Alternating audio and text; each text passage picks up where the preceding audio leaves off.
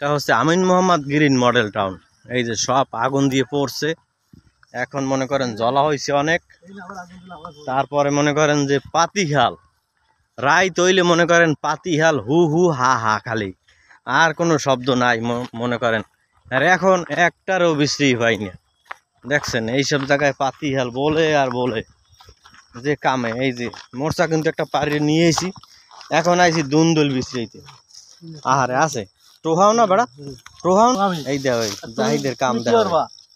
এই দেখছো দুন্দুল হিরিয়ে লাইছে করা দুন্দুল।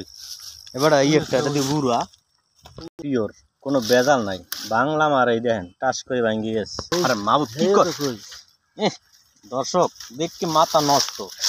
জাহিদ বের লও লও লও থামো মানে জন্মের বেল মনে করেন যে তলাই যাইবে একটু পরই, ওই যে সূর্যের দিক চাই দেখেন। আর মনে করেন আমরা আইছি এসব বিশ্রি বিশ্রি খাইতে। আরে কেসটা সুন্দর আসবে তো, এককালে আসবে তো দুন্দুল যাই ধীরে ধীরে লয় ফুলকোটা এককালে। খাল দেখছেন, খালে কি সুন্দর ঘাস হয়েছে।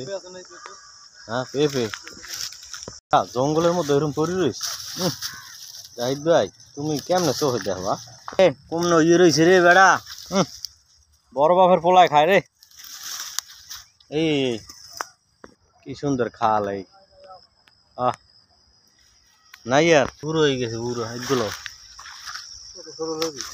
বেটা আবার পামু।